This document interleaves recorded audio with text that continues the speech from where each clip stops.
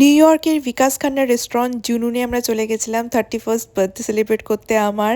আর সেখানে আমাদের এক্সপিরিয়েন্স কেমন ছিল এই মিশলিন স্টার রেস্টুরেন্টে তোমাদের সাথে আজকে ভিডিওতে শেয়ার করব। তো চলো এই ব্লগটাকে শুরু করা যাক। Vegetarian tasting menu option. Then on your right is our hello everyone, তো আজকে হচ্ছে 5th অগস্টে রাত্রিবেলা, যেদিনকে আফটার অফিস সেজে গুজে আমরা চলে গেছিলাম নিউ ইয়র্ক সিটিতে। আর তার সাথে এসেছিল সন্দীপদা, শ্রেয়া বৌদি, রূপমদা, রিয়া বৌদি। আমাদের এই ক্লোজ ফ্যামিলি মেম্বার্সদের নিয়ে আমি আমার বার্থডে সেলিব্রেট করেছিলাম। এটা পুরোটাই ছিল কিন্তু তুহিনের প্ল্যান। তো তুহিন আমাদের সবার জন্য অনেকদিন আগেই জুনুন রেস্টুরেন্টটা বুক করেছিল। এটা একটা মিশলিন স্টার রেস্টুরেন্ট। সেই বিকাশ খান্না 2010 সালে এই রেস্টুরেন্টটাতে as a co owner join করেন এবং উনি একজন এখানকার এক্সিকিউটিভ শেফ ছিলেন এবং জয়েন করার জাস্ট 1 বছরের মধ্যেই প্রথম মিশলিন স্টার পায় 2011 সালে এবং কনজিকিউটিভ পর অনেকগুলো বছর মিশলিন স্টার ছিল এই রেস্টুরেন্টটা 2019 সাল অবধি। আর তারপরে বিকাশ খান্নার তো আমরা সবাই জানি নিউ ইয়র্কের সবচেয়ে ফেমাস ফ্ল্যাগশিপ রেস্টুরেন্ট, সেটা হচ্ছে বাংলো, যেটা 2025 সালে কিন্তু ওপেন হয় আর এখন সেটা রমিয়ে চলছে। তো বাংলোর তো বুকিং পাওয়া ইজ ভেরি টাফ। আমরা সেটা অনেকদিন ধরে ট্রাই করছিলাম কিন্তু কোনোভাবেই পেয়ে উঠছিলাম না। তো ফাইনালি আমরা ভাবলাম যে ঠিক আছে, তাহলে সেই বিকাশ খান্নার আগের যে রেস্টুরেন্ট জুনুন সেখানে যাওয়া যাক। তো জুনুনে আমাদের রাত্রি 8:30টার সময় বুকিং ছিল আর সেই অনুযায়ী আমরা আগেই পৌঁছে গেছিলাম। সন্দীপদা শ্রেয়া বৌদি যেহেতু নিউপোর্টেই অফিস, তো সেখান থেকে ওরা আফটার অফিস চলে এসেছিল নিউ ইয়র্কে। আর এই যে এখন দেখো আমরা টেবিল পেয়ে গেছি আর এখানে আমার জন্য হ্যাপি বার্থডে লেখা ছিল। তো বার্থডে স্পেশাল যেহেতু রিজার্ভেশনটা ছিল সেই কারণে। মিশলিন স্টার রেস্টুরেন্ট কিন্তু একটা এক্সপিরিয়েন্সের জন্যই যাওয়া হয়। এটা কিন্তু এরকম না যে তুমি খাবারের টেস্টে সেরকম কিছু ডিফারেন্স বুঝতে পারবে, মনে হবে যে এরকম টেস্ট হয়তো অন্য রেস্টুরেন্টেও পেয়ে থাকতে পারি। vegetarian tasting menu option. Then on your right is our regular 3-course and 4-course menu. The first course is canopies, where all three are coming for each person, so you don't have to select anything.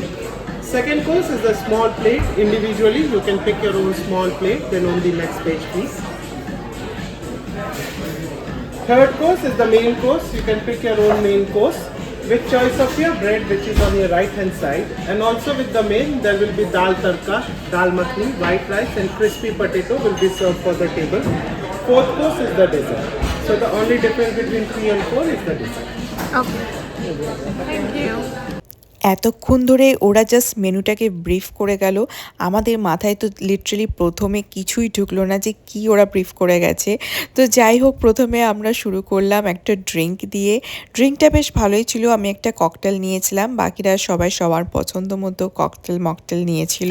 তারপরে অনেক মাথা খাটিয়ে আমরা বুঝতে পারলাম যে এই রেস্টুরেন্টে কোনো আলা কার্টের অপশন নেই।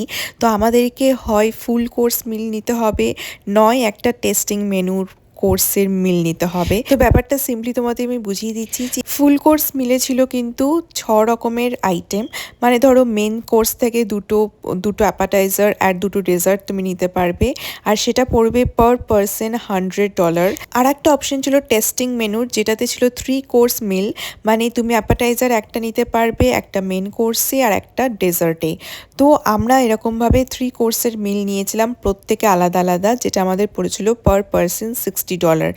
Again I know it's very expensive. আমাদের এটা জানা ছিল না যে এখানে আলাকাটে পাওয়া যায় না। আলাকাটে হলে কি জিনিসটা অনেক বেশি ইজি হয়, তোমার যদি এক্সট্রা কিছু খেতে ইচ্ছা করে তুমি তাহলে অর্ডার করতে পারবে, কিন্তু এখানে সেটা কিন্তু একদমই অপশন ছিল না।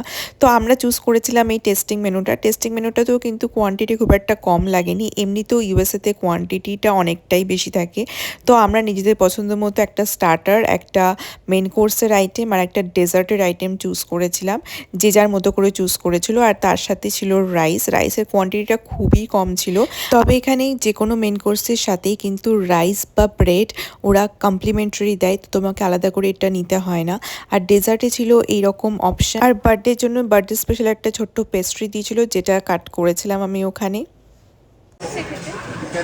Happy birthday to you. Happy birthday. Michelin star কিন্তু খাবারের জন্য না, জাস্ট ফর দ্য এক্সপিরিয়েন্স সবাই যায়। খাবারের টেস্টগুলো কিন্তু আমার অ্যাভারেজই লেগেছে। তোমার এরকম মনে হতেই পারে যে এর থেকে বেটার টেস্ট হয়তো তুমি অন্য রেস্টুরেন্টে আরও অনেক কম প্রাইসে পেয়ে যাবে। That's absolutely correct, but Michelin star কিন্তু only for the experience, one time এক্সপিরিয়েন্সের জন্য ইট ওয়াজ আ হিট।